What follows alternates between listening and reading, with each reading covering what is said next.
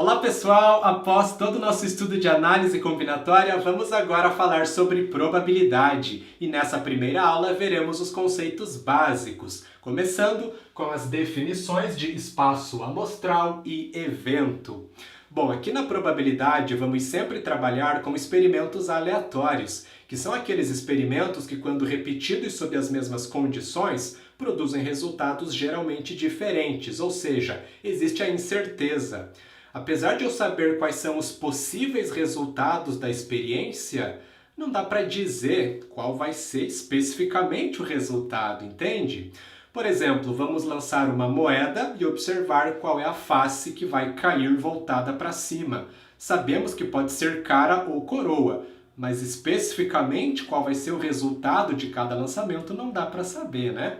Trata-se de um experimento aleatório, essa é a ideia.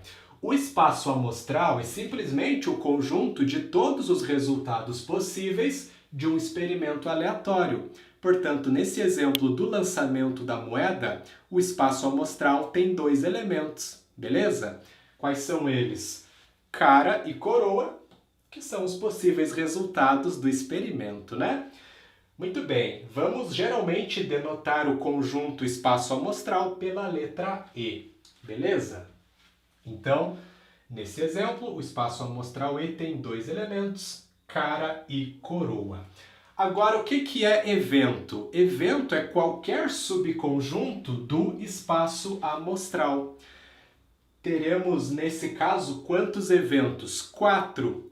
Lembre lá da aula de conjuntos, a quantidade de subconjuntos de um conjunto é 2 na n, onde n é o número de elementos do conjunto. Como são dois elementos, 2 ao quadrado dá 4.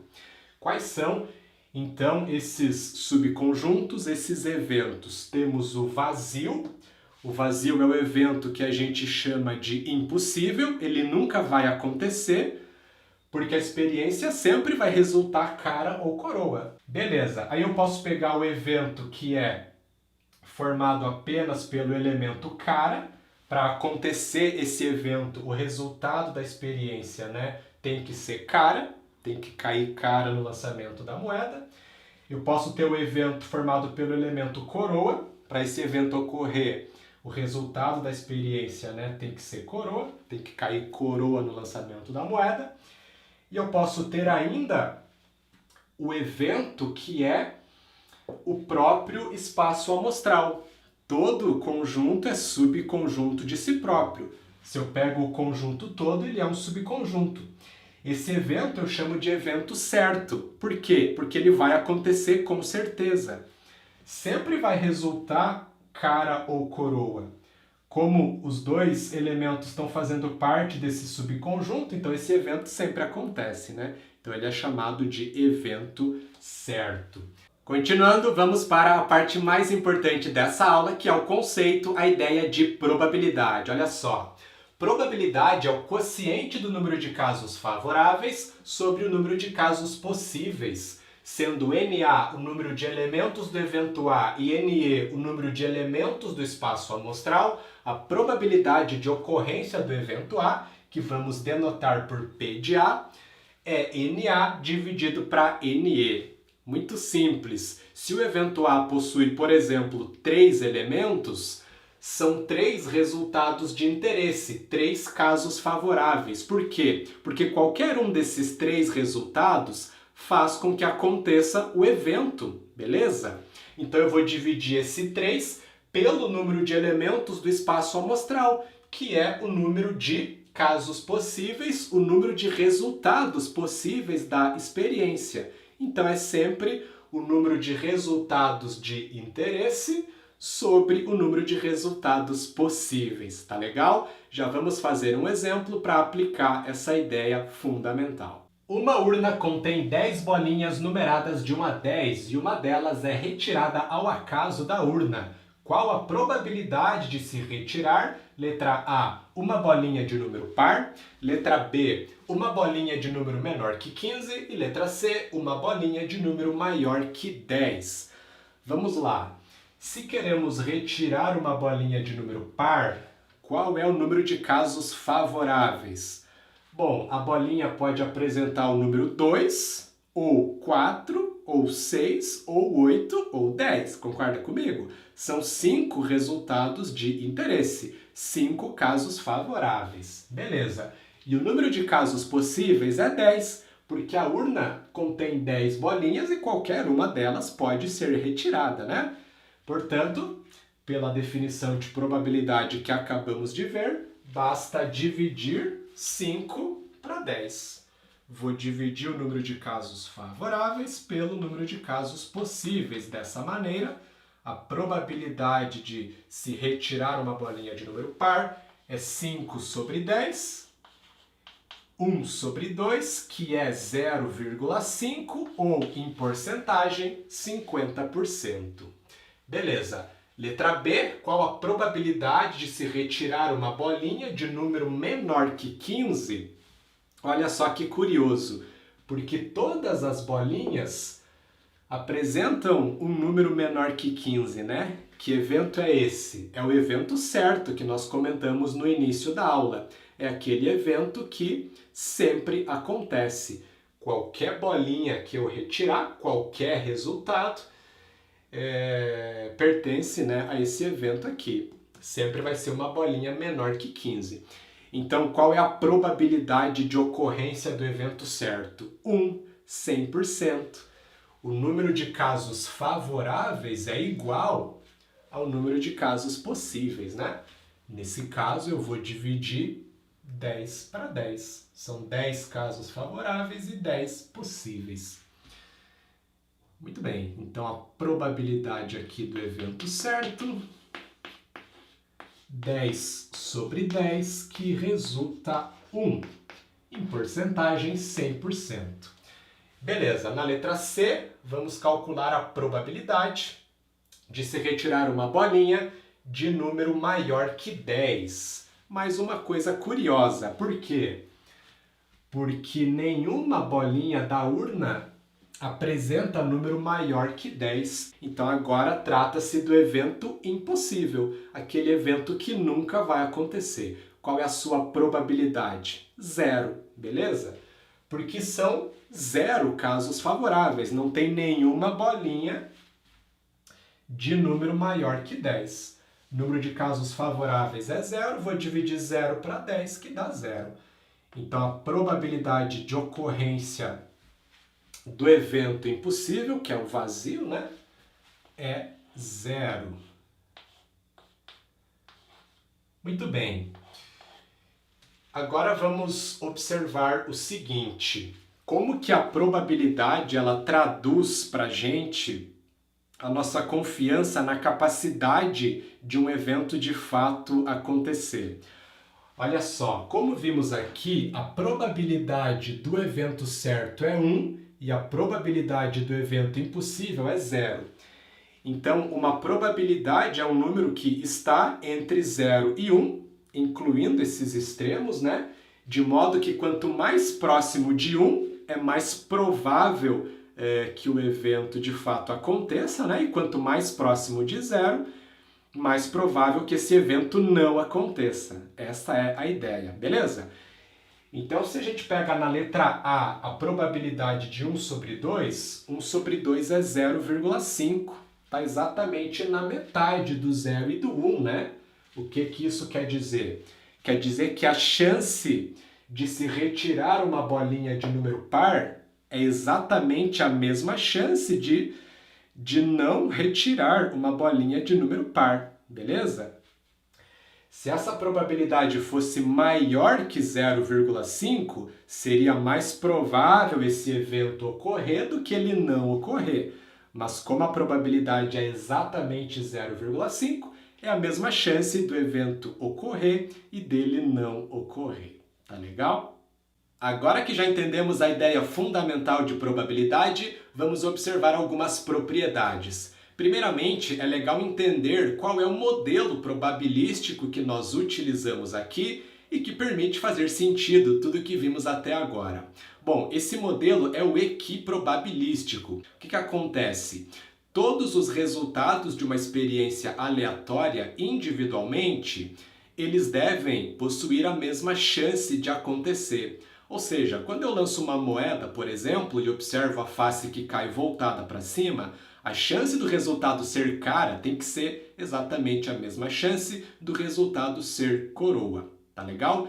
Então é essa ideia que nos permite definir a probabilidade da maneira como fizemos anteriormente, tá certo? Então, todos os resultados individualmente, eles têm a mesma chance de acontecer. Muito bem, agora vamos aqui observar essas duas importantes propriedades que nos permitem calcular a probabilidade do chamado evento complementar de A e também a probabilidade da união de dois eventos A e B. Bom, o que é esse evento complementar de A que denotamos escrevendo A com uma barrinha em cima? O complementar de A, ou o oposto de A, é o evento que ocorre se e somente se o evento A não ocorre. Então é muito simples. Existem só duas possibilidades: ocorrer o evento A ou não ocorrer o evento A. Se o evento A não ocorre, você tem o complementar de A. Todo esse resto é o complementar de A. Tá legal? Então, o que vai acontecer? A probabilidade do evento complementar de A é igual a 1 menos a probabilidade de ocorrência de A.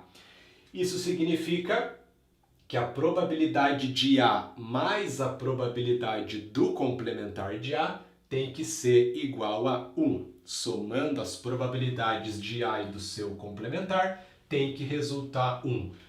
Por que isso é interessante? Porque de repente em algum exercício você não vai conseguir calcular diretamente a probabilidade de A, mas você consegue calcular a probabilidade do complementar de A.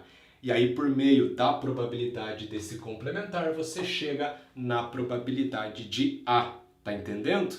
De repente você não consegue a probabilidade para que aconteça determinado evento, mas você sabe calcular a probabilidade para que não aconteça esse evento.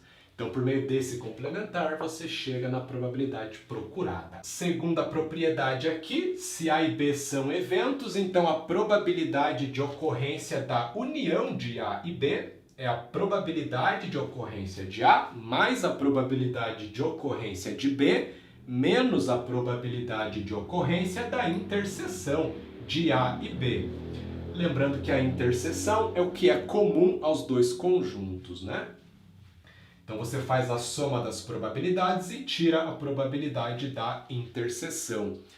Na letra A, por que a probabilidade do complementar é 1 menos a probabilidade de A? Seguinte, se eu quero a probabilidade do complementar de A, eu preciso fazer o número de elementos desse evento complementar dividido pelo número de elementos do espaço amostral, né?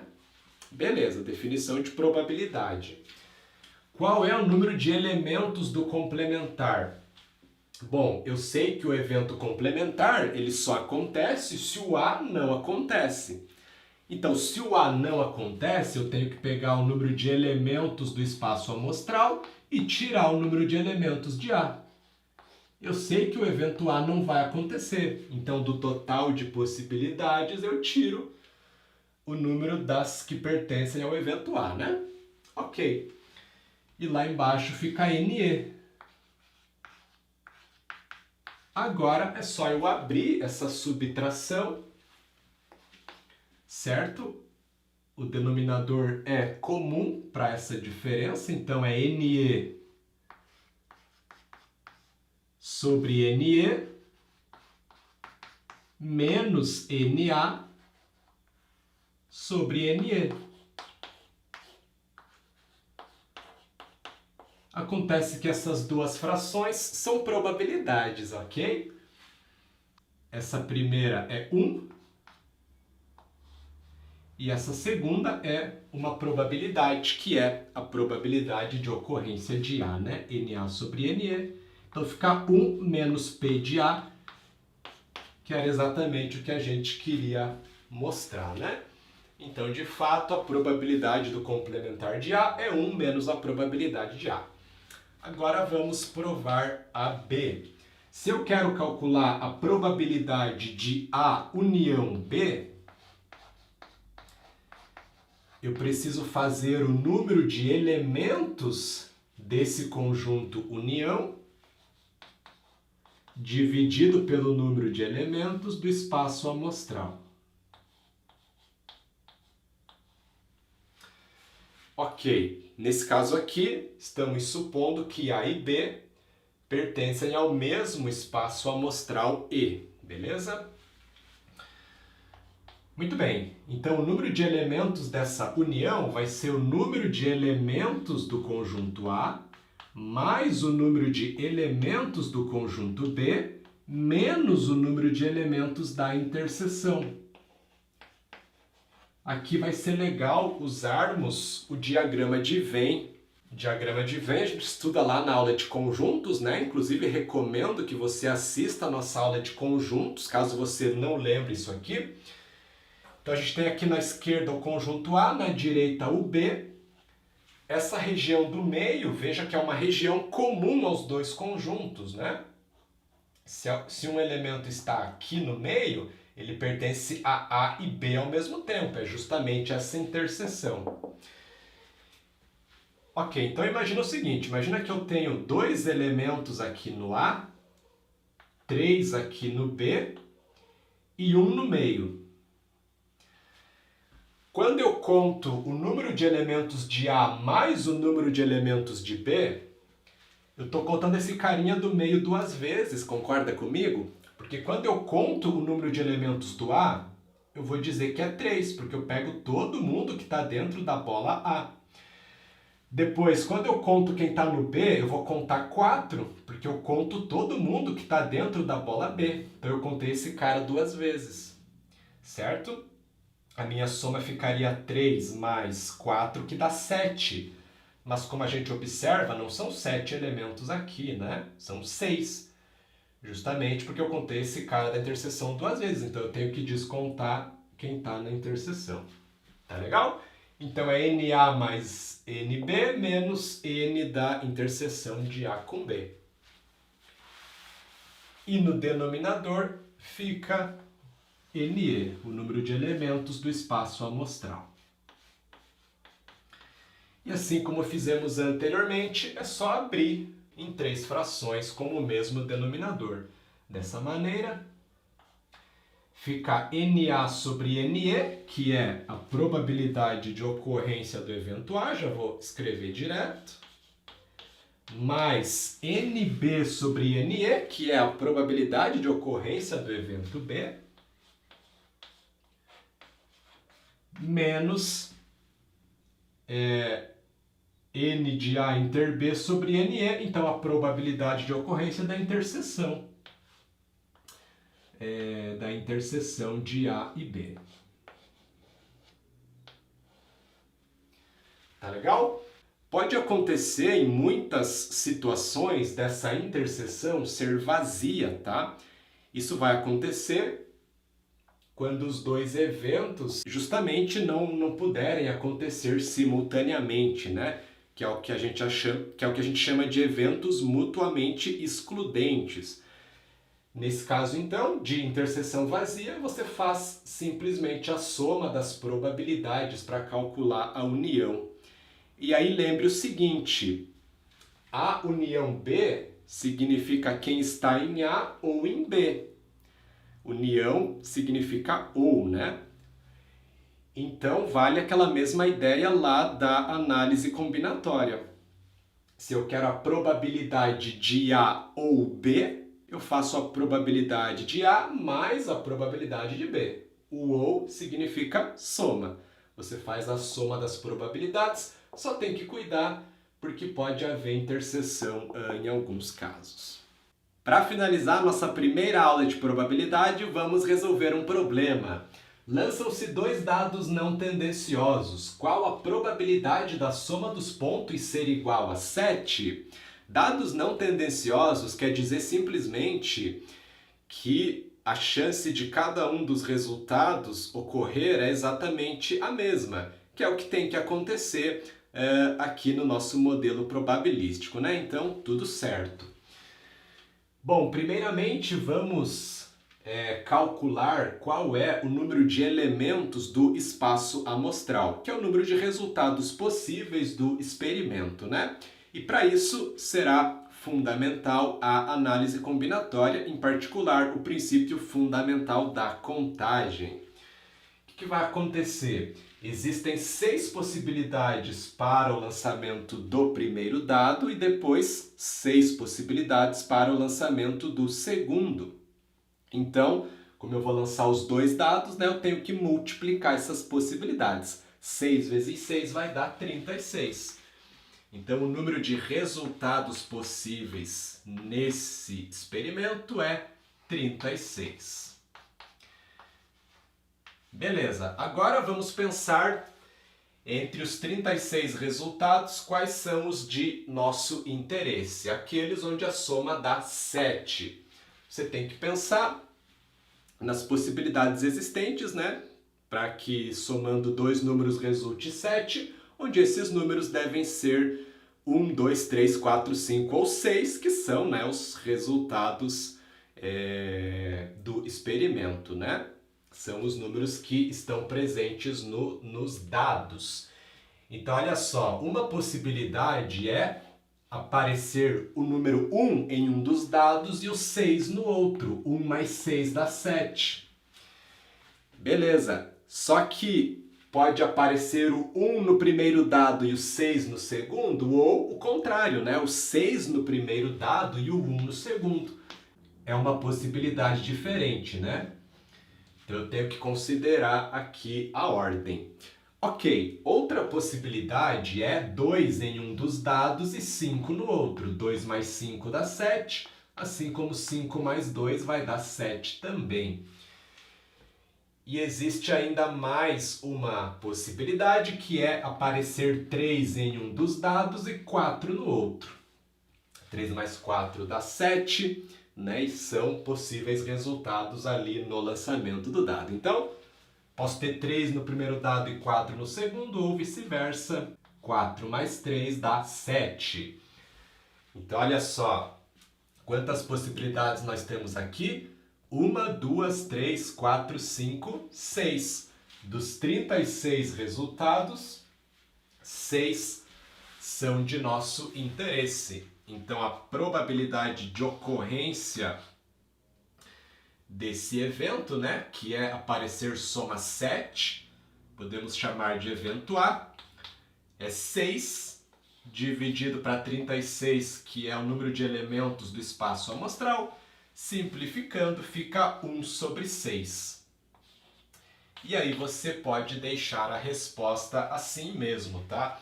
Não precisa dar a resposta em porcentagem, pode deixar na forma decimal mesmo, na forma de fração. Beleza? Então, 1 sobre 6. Uma coisa legal de observar aqui é o seguinte: cada uma dessas possibilidades que a gente analisou pode ser vista como uma probabilidade separadamente, né? Então, se eu pego essa primeira situação aqui, onde o resultado é 1 no primeiro dado e 6 no segundo, qual a probabilidade de ocorrer isso aqui? Eu estou pegando um possível resultado lá dos 36. Então, essa probabilidade aqui seria 1 sobre 36, né? Da mesma forma que as outras 6 seriam todas da mesma maneira, 1 sobre 36. São todos possíveis resultados da experiência e, como a gente sabe, né, do nosso modelo, todos os possíveis resultados têm a mesma chance, que nesse caso é 1 sobre 36. Então, para cada uma dessas possibilidades, a gente tem a probabilidade de 1 sobre 36.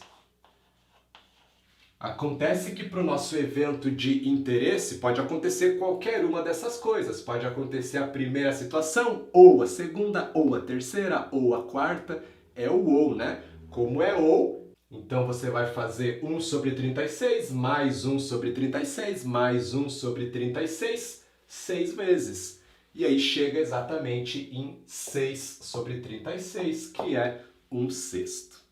Por enquanto é isso, pessoal. Nosso objetivo aqui era estudar os conceitos básicos da probabilidade. Continuamos na próxima aula falando sobre probabilidade condicional e eu gostaria também de sugerir para você alguns vídeos que já gravei com curiosidades matemáticas aí envolvendo a probabilidade, como, por exemplo, as chances de ganhar na Mega Sena, o paradoxo do aniversário, o problema de Monty Hall, que é muito famoso. Então você pode conferir esses vídeos para complementar tudo que a gente viu e ainda verá, né, na próxima aula sobre probabilidade, tá legal? Então é isso, curta o vídeo, inscreva-se no canal e até a próxima!